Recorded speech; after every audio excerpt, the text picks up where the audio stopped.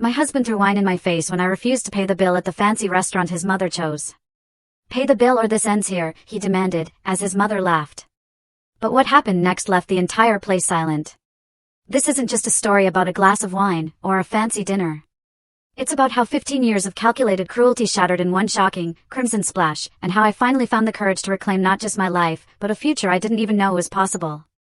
So, picture this, I'm sitting in Lady Jardin, one of those ridiculously expensive Boston restaurants, the kind of place where the air smells of money and secrets. Across from me, my husband Matthew, his face contorted in a silent snarl, his fingers practically crushing his wine glass. His mother, Brooke, was there too, that familiar smirk on her crimson lips, twisting my stomach into knots. I knew, deep down, this was it. After 15 years of marriage, this moment was going to define everything.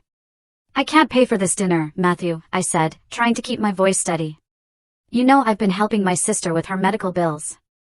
I don't have $3,000 to spare right now." That wasn't entirely a lie, but it wasn't the whole truth. Leah's cancer treatments were real, yes, but they weren't the only thing draining my accounts. I'd been secretly building an escape fund, meticulously squirreling away money from my interior design business. Every time Matthew demanded I pay for another one of their extravagant dinners or his designer suits, I just funneled more into my hidden savings. They never suspected. "Always excuses," Brooke chimed in, swirling her wine, her voice dripping with the same condescension I'd endured for years. "Matthew told me you've been quite successful with your little decorating business. Surely you can treat your mother-in-law to one special dinner." Oh, she knew exactly what she was doing. This entire evening was her twisted masterpiece. I looked around, the hushed whispers, the gleaming crystal, the other diners in their opulent attire. Everything about this place screamed old money and privilege, Brooke's natural habitat. But not mine. "No," I said, my voice quiet, but firm. The change in Matthew was instant. His carefully constructed facade of sophistication cracked, revealing the raw rage beneath. In one fluid, horrifying motion, he lifted his glass of Cabernet and threw it, right in my face. The wine was icy cold against my skin, staining my cream-colored blouse a sickening crimson. Gasps erupted from nearby tables, but Brooke's laugh cut through the stunned silence like a knife. "Pay the bill," Matthew snarled, "or this marriage ends right here." Slowly, I reached up, wiping the wine from my eyes. My hands, surprisingly, were steady. 15 years of feeling diminished, of financial manipulation, of walking on eggshells, it all crystallized in that single, horrifying moment. I could smell the wine, feel it dripping down my neck, hear the whispers. But instead of shame, something else was rising within me. Something powerful. Clarity. I stood up, my chair scraping loudly against the hardwood floor. "You're right about one thing, Matthew. This ends here." I pulled out my phone, opened the camera, and with deliberate movements, took a photo of my wine-soaked appearance. Then, I started recording. "What do you think you're doing?"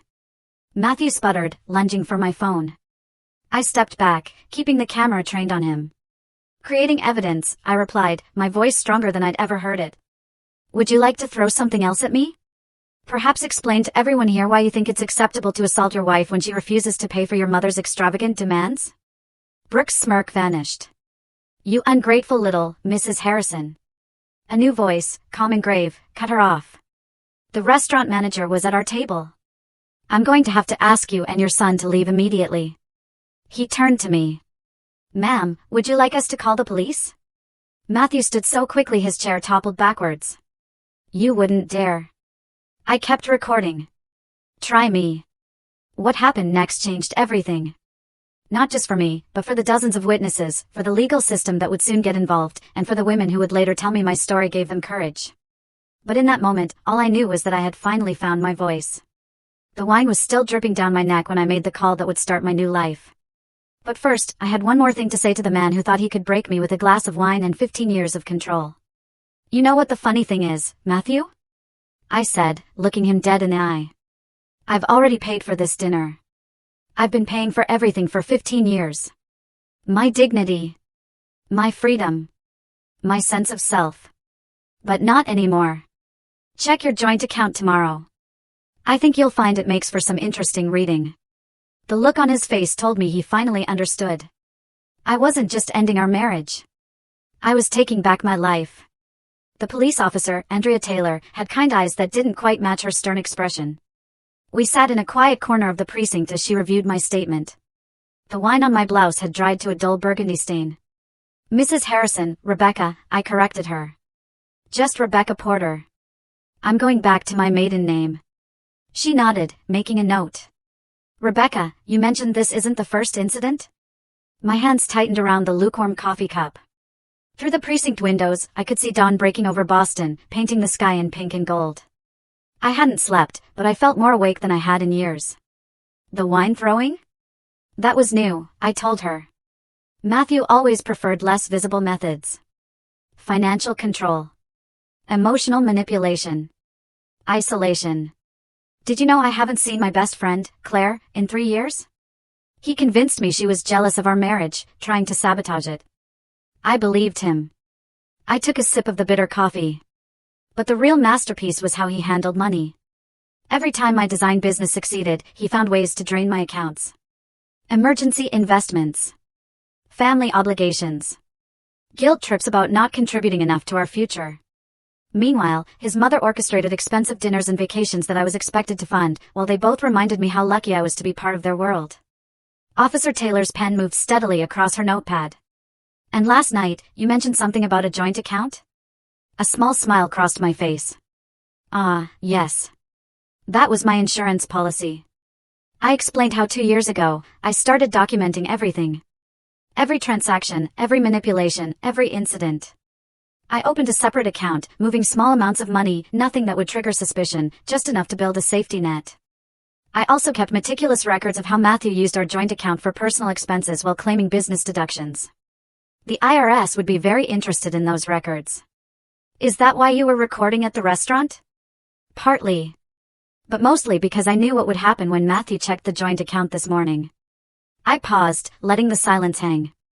Last night, while he was busy trying to intimidate me at the restaurant, my lawyer was executing the paperwork I'd prepared months ago. Every questionable transaction, every tax discrepancy, every piece of evidence, it's all been submitted to the relevant authorities. Officer Taylor leaned back, studying me. You've been planning this for a long time. 2 years, 3 months, and 12 days, I said, setting down the coffee cup. That's how long it took me to realize that the shame I felt wasn't mine to carry. It belonged to them. My phone buzzed. Another message from Matthew. I'd received dozens since leaving the restaurant, watching them evolve from threats to pleading to desperate bargaining. I showed Officer Taylor the latest one, baby please. We can work this out. I'll get help. Don't destroy everything we've built. What we built, I said quietly, was a prison. It just had very expensive walls. A knock on the door interrupted us. Another officer entered, his expression serious. Miss Porter, we have some visitors who'd like to speak with you. One is Brooke Harrison's lawyer. The other, he hesitated, says she's your sister-in-law, Catherine Harrison. Matthew's sister. My heart skipped a beat. Catherine, or Kate as she preferred, was the black sheep of the Harrison family. She'd been cut off financially 5 years ago after refusing to participate in what she called their toxic dynasty. I hadn't spoken to her since. Another relationship Matthew had managed to sever. Kate's here? My voice wavered for the first time that night. Officer Taylor watched me carefully. Would you like to speak with them? I stood up, smoothing my wine-stained blouse. Yes.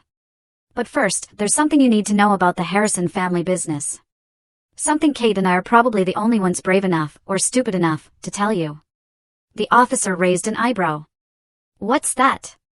The real reason Brooke orchestrated that dinner last night. You see, she recently discovered something I've known for months. Her perfect son, my controlling husband, has been embezzling from his own family's foundation. And I have proof of every transaction. As I followed Officer Taylor to the meeting room, I couldn't help but wonder, was I about to find an ally in Kate, or was this another Harrison family trap? What I did know was that the next few minutes would determine not just my future, but potentially the fate of everyone who had ever been caught in the Harrison family's web of manipulation and deceit. I straightened my shoulders and took a deep breath. Whatever was waiting for me behind that door, I was finally ready to face it. After all, I'd already survived their worst. Or so I thought. But what Kate was about to tell me would change everything I thought I knew about the past 15 years of my life. Kate looked exactly as I remembered her, wild, curly hair, no makeup, and a defiant glint in her eyes that the Harrisons had never managed to extinguish. She sat alone in the interview room. No sign of Brooke's lawyer. When our eyes met, she stood up and did something that made my breath catch. She hugged me. I saw the video, she whispered in my ear. Someone at the restaurant posted it online. You magnificent, brave woman. I pulled back, confused. The lawyer? Gone. I told him I needed a moment alone with my sister-in-law first. He's probably calling Brooke right now, warning her that the black sheep has returned. Kate's smile was sharp. We don't have much time. We sat down at the table, and Kate pulled out a worn leather notebook. Remember when I was cut off from the family? Everyone thought it was because I refused to join the family business, to be another puppet in Brooke's show. That was part of it, but not the whole truth. She opened the notebook, revealing pages of handwritten notes and what looked like financial records. I found something 5 years ago. Something that made Brooke destroy my reputation, and Matthew chose his side. It's about your design business, Rebecca, and about several other small businesses owned by Harrison family spouses over the past 20 years. My throat went dry. What about them? They were never meant to succeed. In fact, their failure was the point. Kate's voice was gentle, but her words hit me like physical blows. Brooke and Matthew, they've been running this scheme for years. They find successful, independent women, bring them into the family through marriage, and then systematically drain their businesses and personal assets. The family reputation and connections lure these women in. And then the manipulation begins. My hands started shaking. The constant expenses, the luxury dinners, the demanded contributions, the guilt about family obligations. It's all orchestrated, I murmured. Exactly. They push until the business fails or the woman drains her accounts trying to keep up. Then, once she's financially dependent, they have complete control. I thought about all the other Harrison wives I'd met over the years, Matthew's cousins' wives, family friends. How many of them had been victims of this scheme? How many businesses had been destroyed? But why? I asked, though part of me already knew the answer. Power, control, and... Kate hesitated. Money laundering. The Harrison Family Foundation? It's not just about embezzlement. They use these failing businesses to clean money from less legitimate family enterprises. Each bankruptcy, each financial crisis, it's all documented and justified. Perfect cover for moving funds around. I felt sick. That's why Brooke was so insistent about me paying for everything through my business accounts. Exactly. But you did something they didn't expect, didn't you? Kate's eyes sparkled. You kept records. You built an escape fund. You survived. And now they're scared. That's why Brooke orchestrated that dinner, I realized. She found out about my documentation. She found out you were working with an accountant who used to handle some of their legitimate business interests. Malcolm Jones. The name hit me like a thunderbolt. Malcolm had approached me 6 months ago, claiming he'd noticed irregularities in how the Harrison family interacted with my business accounts. He'd helped me understand the patterns, gather evidence.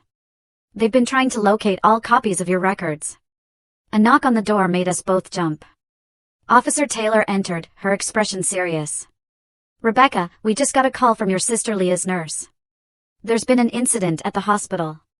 My heart stopped. What kind of incident? Someone tried to access her room, claiming to be family. When they were denied entry, they became aggressive. Security intervened, but Matthew, Kate, and I said simultaneously. We need to move quickly, Kate said, standing. There's more you need to know, but right now, we need to get to the hospital. Leah isn't just your sister, Rebecca. She's a witness.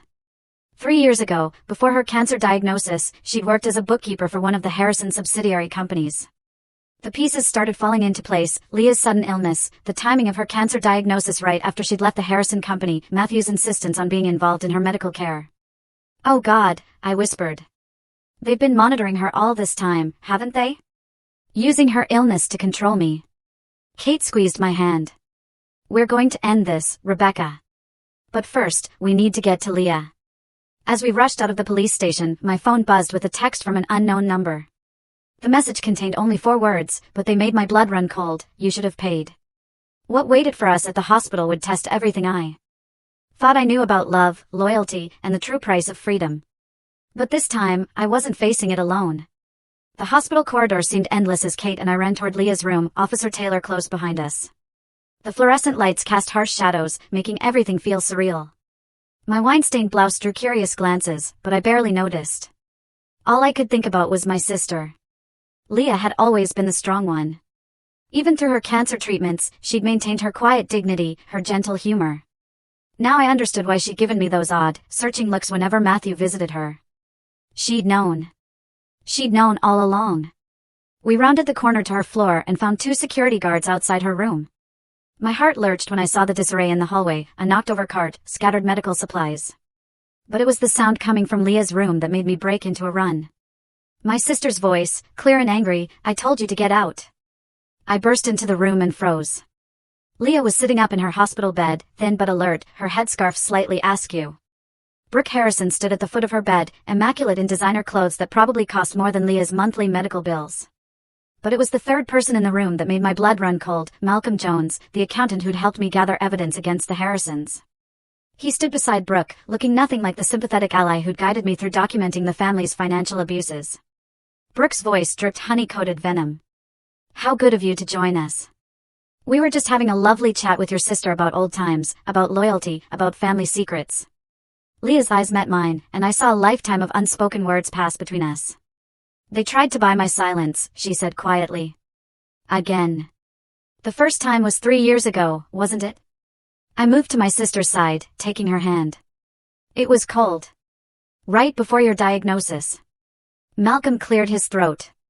"Miss Porter, perhaps we could discuss this privately. There's been a misunderstanding about certain documents." "You mean the documents you helped me collect?" I cut him off. "Tell me, Malcolm, was that Brooke's idea? Get close to me, pretend to help me build a case, all while reporting back to the family? Figure out exactly what evidence I had?" "It's more complicated than that," he started. But Kate's laugh from the doorway cut him off. "Is it, Malcolm? Because it seems pretty simple to me." She walked in, Officer Taylor beside her. "You helped the family identify threats, then helped neutralize them. How many other wives have you done this to?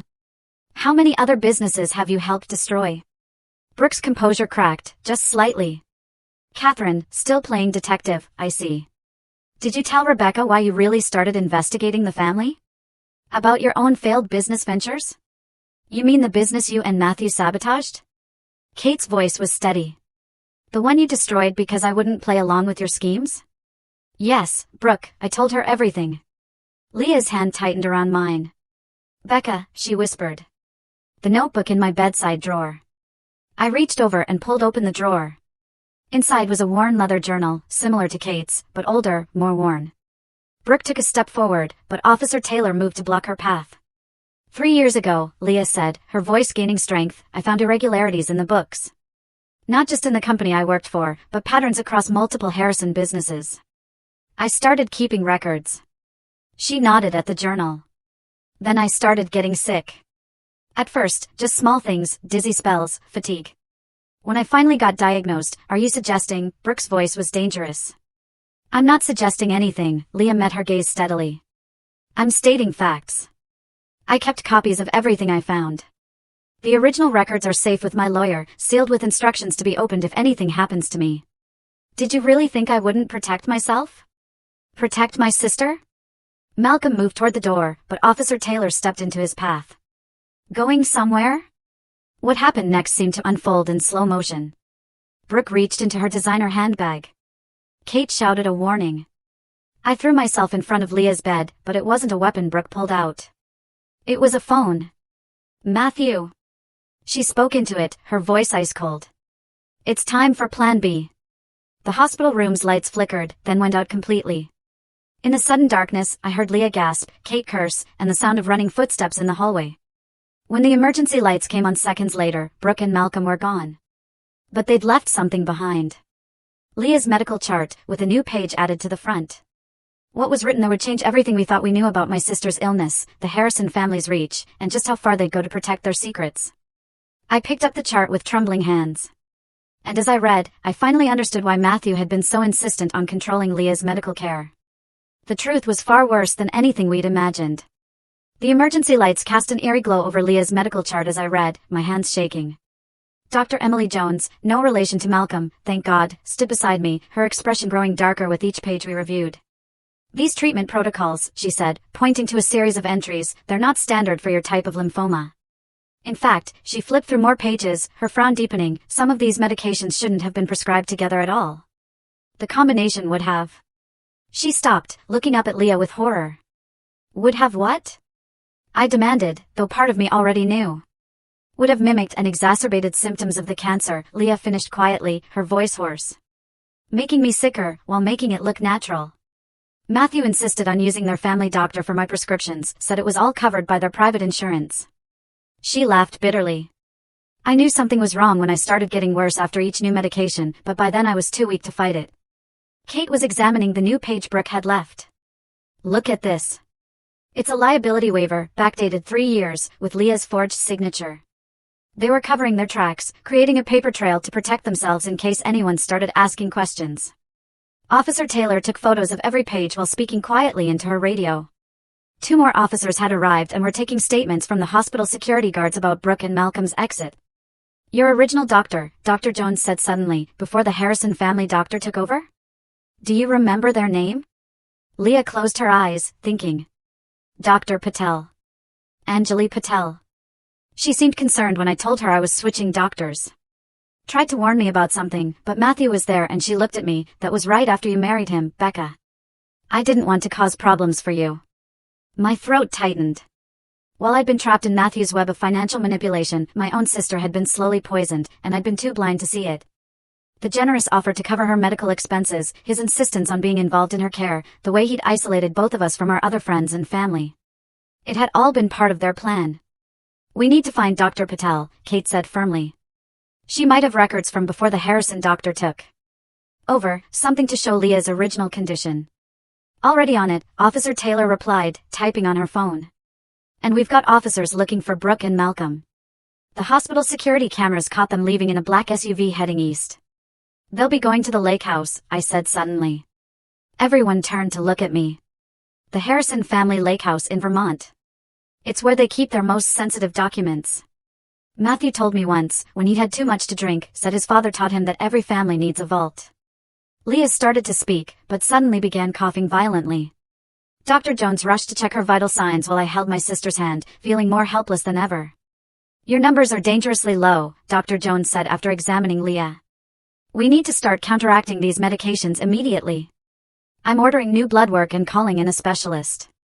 I have copies, Leah gasped between coughs. Of everything. Not just the financial records, the original medical reports. She squeezed my hand. In the painting. What painting? Kate asked. The one I gave Becca for her wedding. The lighthouse. Leah's voice was getting weaker. My mind raced back 15 years to my wedding day. Leah had given us a painting of a lighthouse at dawn, one she'd done herself. Matthew had hated it, called it amateurish, but I'd insisted on keeping it. It had hung in my home office ever since, a reminder of my sister's creative spirit. It's hanging in my office, I said. But Matthew is probably at the house by now. Then we need to get there first, Kate declared. Those records could prove everything. The financial fraud, the medical manipulation, all of it. Leah grabbed my arm with surprising strength. Be careful, she whispered. There's something else hidden in that painting. Something I never told anyone about, the day their father really died. A new text lit up my phone. A message from Matthew with a photo attached. My heart stopped when I opened it. It was a picture of my home office, the wall where Leah's lighthouse painting hung, or used to hang. The photo showed an empty wall with only a nail remaining. Below it, Matthew had written, "Did you really think I didn't know? Come alone to the lake house. Time to finish this." Dr. Jones's voice seemed to come from far away as she announced Leah's test results. What she said next would force me to make an impossible choice, pursue Matthew and the evidence that could bring down the Harrison family, or stay with my sister through what might be her final hours. But Leah made the choice for me. What she said next would change everything, and finally reveal the true reason the Harrisons had worked so hard to silence her. Leah's heart monitor beeped steadily as she gripped my hand. Dr. Jones had just administered a new treatment to counteract the harmful medications, but my sister's determination seemed to give her renewed strength. Their father, Leah's voice was quiet but clear, Richard Harrison, didn't die of a heart attack like everyone thinks. I was there that day. At the family company. I was working late, going through some files Richard had specifically requested I audit. Kate moved closer, her face pale. I always thought there was something odd about Dad's death. He found something, Leah continued, something big. He called me into his office that evening, showed me documents about offshore accounts, shell companies. Said he had evidence that Brooke and Matthew were embezzling from the family foundation, using it to launder money from other enterprises. He was going to turn them in. My stomach churned. What happened? Brooke happened. Leah's voice was barely a whisper now. She came in during our conversation. I ducked into the adjacent file room when I heard her voice. Richard and I had already learned to be cautious. Through the door's window, I saw Leah paused, taking a shaky breath. I saw her put something in his coffee. He collapsed minutes later. You witnessed our mother murder our father? Kate's voice cracked. I took photos with my phone. Got videos of her calmly calling security, playing the grieving wife. I also managed to grab some of the documents Richard had shown me. That's what's hidden in the painting, Becca. Not just company records, but evidence of Richard's murder. Officer Taylor, who had been quietly taking notes, stepped forward. Why didn't you come forward then? Brooke saw me. Not that day, but a week later. Made it very clear what would happen to my sister if I ever spoke up. Then, a few months later, Becca met Matthew. Leah looked at me apologetically. I tried to warn you, but you were so happy. By the time I realized what they were doing to you, they had already started poisoning me. Making sure I stayed quiet, using my illness to control both of us. Dr. Jones checked Leah's latest test results. The new treatment is working, but slowly. We need to keep her under close observation for at least 24 hours. My phone buzzed again. Another message from Matthew. 1 hour. Come alone or the painting burns along with everything else you care about. Go, Leah said firmly. I've got Dr. Jones and the police here. Kate can stay with me. You need to end this. It's not safe, Officer Taylor warned. We can send a team to the lake house. No, I said, an idea forming. Matthew expects me to come alone, and that's exactly what I'll do. But first, I need to make a call. I stepped into the hallway and dialed a number I hadn't used in 3 years. It rang twice before a familiar voice answered. Rebecca, is it really you? Claire. I fought back tears at hearing my best friend's voice. Remember when you told me there was something off about Matthew, about the whole Harrison family? I need your help. You still work for the FBI's Financial Crimes Division, right? 20 minutes later, I was in my car, driving toward the lake house. In my rearview mirror, I could see unmarked vehicles following at a discreet distance. Claire's team, coordinating with local law enforcement. My hands were steady on the wheel as I rehearsed the plan in my head. What Matthew didn't know was that while he'd been focused on Leah's painting, he'd missed something far more important. Something I discovered the night before when I'd finally gathered the courage to open the locked drawer in Brooke's antique desk at their main house. The contents of that drawer explained everything, why they'd chosen me, why they'd targeted other successful women over the years, and most importantly, where all the money had really gone. The lake house came into view, its imposing silhouette dark against the setting sun. Matthew's car was parked out front, along with Brooke's SUV. Through the large windows, I could see movement inside. They were waiting for me. I parked and took a deep breath, checking my phone one last time. A message from Kate, Leah is stabilizing. We found Dr. Patel. She's on her way to the hospital with her original records. Go get them, sis. As I walked toward the house, I felt strangely calm. Matthew thought he was drawing me into a trap, but he'd forgotten something crucial about me. Something that Brooke, in all her careful planning, had overlooked. Before I was Matthew's wife, before I was a victim of their schemes, I was Leah Porter's sister. And she hadn't been the only one keeping secrets all these years. I raised my hand to knock, the setting sun casting my shadow long across the porch. What waited for me inside would either be my undoing or my redemption. But first, I had a story to tell Matthew about another hidden painting, one that Brooke never knew existed, but would bring her entire empire crashing down. The lake house door opened before I could knock.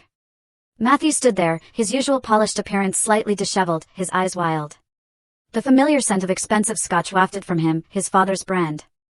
How fitting. Where is it? I asked calmly, stepping inside. Your sister's amateur painting? He gestured to the living room, where the lighthouse piece leaned against the stone fireplace. Brooke sat in her favorite armchair, looking like she was presiding over a board meeting rather than a hostage situation. Malcolm Jones paced near the windows, checking his phone nervously. Amateur, I allowed myself a small smile. That's what you always said. Never even bothered to look closely at it, did you? Too focused on belittling anything that came from my family. Enough games, Brooke snapped. We know Leah hid documents inside it. Hand over any copies you've made, and we can discuss a mutually beneficial resolution. I walked over to the painting, studying it in the fading light. You know what I always loved about Leah's art? Her attention to detail. The way she layered things. Like this lighthouse. Did you ever notice it's not just one building? There's another structure reflected in the water, but it's slightly different. Almost like... Like what? Matthew demanded. Like she painted two different versions of the truth. The one above the water that everyone sees, and the one below, hidden but still there. I turned to face them. Kind of like your family, isn't it? Brooke stood, her patience visibly thinning. If you think Richard saw it too, didn't he? I cut her off. The hidden truth. That's why you killed him. The room went deadly silent. Malcolm stopped pacing. Leah told you, Brooke's voice was ice. Well, that was a mistake she won't live to regret. Did you really think we'd let her recover? Those new treatments she's receiving? Let's just say we have friends in many places. My heart clenched, but I kept my expression neutral. Actually, she didn't have to tell me anything. I already knew. You see, Richard Harrison wasn't just consulting with Leah that day. He was building a case. Gathering allies.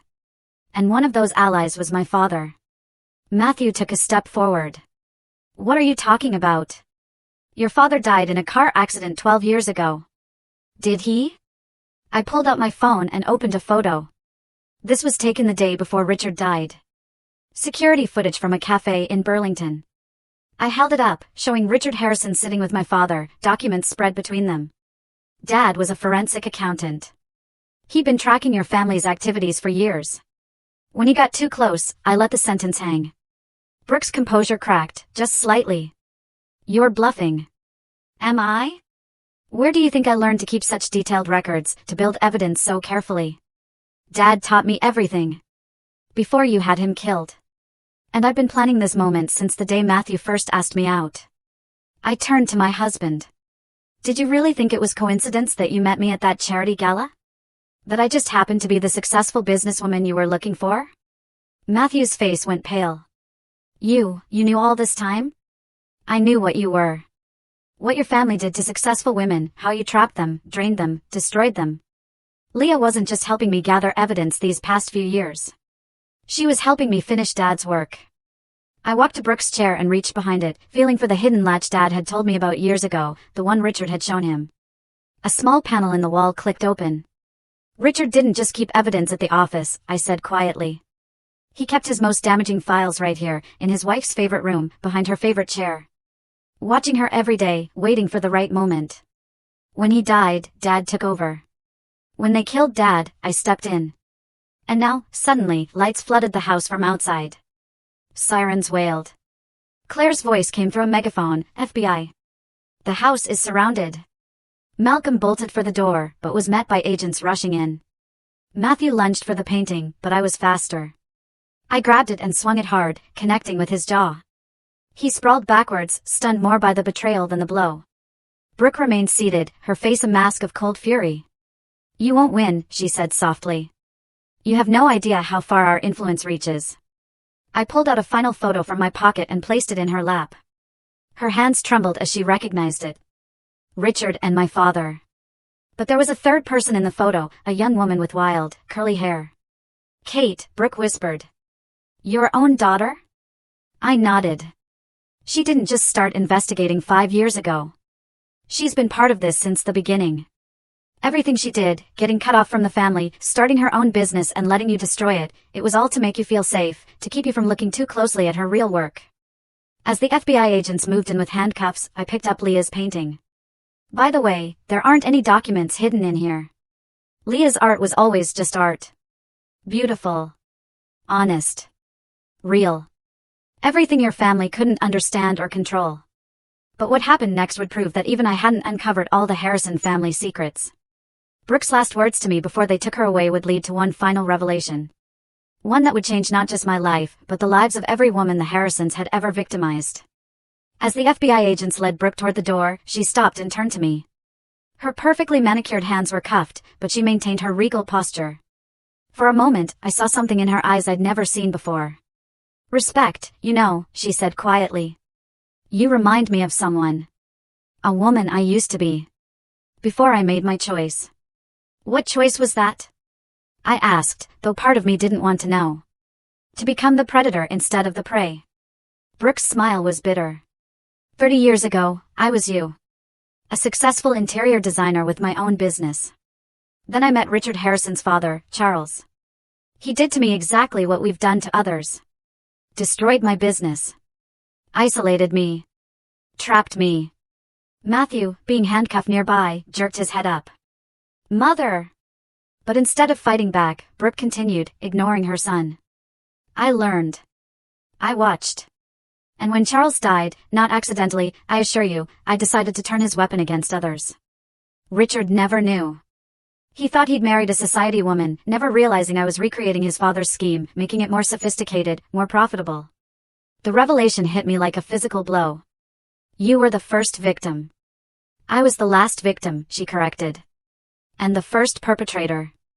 Every woman we targeted, every business we destroyed, I chose them because they were like me. Strong. Independent. Capable. I couldn't stand to see them succeed where I had failed. Claire stepped forward, her FBI badge gleaming. Mrs. Harrison, I suggest you save your confessions for your formal statement. But Brooke wasn't finished. Check the foundations, she said, her eyes locked on mine. Not the family foundation. The actual foundations. The lake house. The main house. All the properties. Charles taught Richard about keeping vaults. Yes. But I taught Richard about keeping secrets. About building them into the very walls of our empire. A young FBI agent approached with a tablet. Ma'am, we're finding something unusual in the thermal scans of the buildings. The basement here shows multiple hidden rooms. Hidden rooms? Matthew looked bewildered. That's impossible. I know every inch of these houses. Do you? Brooke laughed softly. You never questioned why we always use the same construction company for every renovation? Why certain areas were off limits during work? Richard thought he was so clever with his evidence, never realizing I had my own collection growing right under his feet. 30 years of secrets, buried in concrete and steel. I thought about all the Harrison properties I'd helped redesign over the years. Always working around structural limitations that Brooke had insisted couldn't be changed. What's in those rooms? Everything, she said simply. Every scheme.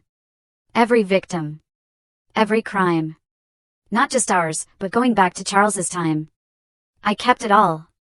Insurance, I told myself. But really, she glanced at Matthew, something like regret crossing her face. Really, I think I was waiting. Waiting for what? Claire asked. For someone strong enough to end it. To do what I couldn't. Brooke straightened her shoulders. In my study at the main house, behind the Monet, there's a safe. The combination is the date Charles died. Inside, you'll find a letter. Written the day I realized I was pregnant with Matthew. Read it. You'll understand why it had to be you, Rebecca. As they led Brooke away, I turned to Claire. We need to get to that safe before anyone else does. The drive to the main Harrison house was a blur. The FBI team worked quickly, locating and opening the safe. Inside was a single envelope, yellowed with age, addressed simply, to the one who ends it. What I read in that letter would reshape everything I thought I knew about Brooke, about the cycle of abuse and power, and about the true cost of revenge. But more importantly, it would show me the way forward. Not just for me, but for every woman the Harrisons had ever hurt. Because Brooke hadn't just been keeping evidence of crimes. She'd been keeping something far more valuable, the means to make everything right. The letter trembled in my hands as I read it in Brooke's study, Claire and Kate beside me. The paper was fragile with age, but the words were clear, written in a shakier version of Brooke's precise handwriting. To the woman who finally stops me, asterisk if you're reading this, you've done what I couldn't. You've chosen justice over power, healing over revenge. I write this sitting in my newly renovated study, feeling my unborn son move inside me, wondering what kind of mother I'll become, what kind of monster I already am, asterisk asterisk in the hidden rooms beneath every Harrison property, you'll find more than evidence. You'll find bank accounts, property deeds, and trust funds. A fortune built on broken dreams. Charles Harrison didn't just destroy businesses. He stole them, piece by piece, rebuilding his empire with the fragments of women's lives. I followed his template, perfected it, and in doing so, became something worse than my abuser, ***, but I did something else too. Something neither Charles nor Richard ever discovered. For every business we destroyed, every woman we broke, I kept a separate set of records. Real records, showing the true value of what was stolen. And I did more than document. I duplicated every property deed, every account, every asset. I created shadow versions, all legally binding, all hidden away. With this letter, you'll find a key to a safety deposit box at First National Bank. Inside is everything you need to transfer it all back. Not just to return what was stolen, but to restore what was lost, with 30 years of interest, ***. I tell myself I kept these records as insurance. But the truth is simpler and harder to face. I kept them because some part of me, the part that died the day I chose power over justice, wanted someone to find them. Wanted someone to be stronger than I was. You're reading this because you were that someone. Because you did what I couldn't. You fought back. You didn't let the abuse turn you into an abuser. You kept your humanity. Use it wisely.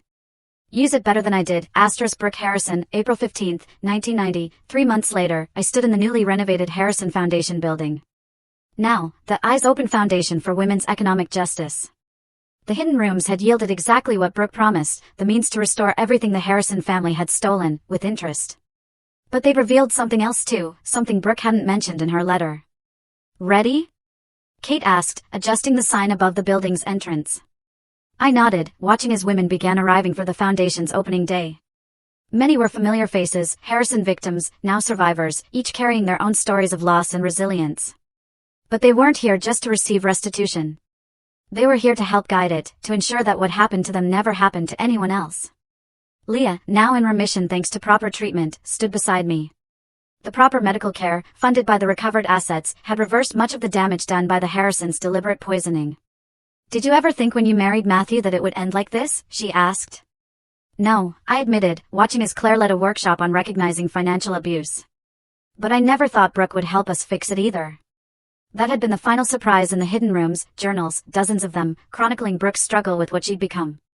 The last entry, written the night before the restaurant confrontation, read simply, I see myself in Rebecca, but I see who I could have been, who I should have been. Perhaps it's not too late for one last choice. Matthew and Brooke both took plea deals, providing evidence that helped prosecute others involved in their schemes. Malcolm Jones turned state's witness. The Harrison empire crumbled, but something better rose from its ashes. Inside my office, once Brooke's study, Leah's lighthouse painting hung proudly.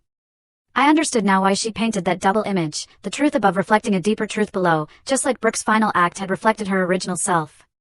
The woman she'd been before fear and rage twisted her into something else. My phone buzzed. A text from Kate, another one just came forward. A victim from Charles's time. She's ready to tell her story. I looked up my window at the women gathering below, each carrying their own light out of darkness. Brooke's final gift hadn't just been the means to restore what was stolen. It had been the chance to break a cycle of abuse that had spanned generations. Coming, I texted back. Before leaving my office, I glanced one last time at the lighthouse painting. The sun in Leah's image was both rising and setting, depending on how you looked at it. An ending and a beginning, all at once. Just like that night in the restaurant, when a glass of wine meant to shame me had instead set me free. Sometimes the worst moments in our lives become doorways to our greatest purpose. Sometimes the deepest wounds can, when healed, become wellsprings of strength for others. And sometimes, even in the darkest stories, we find an unexpected light. Not just to guide us home, but to help others find their way too.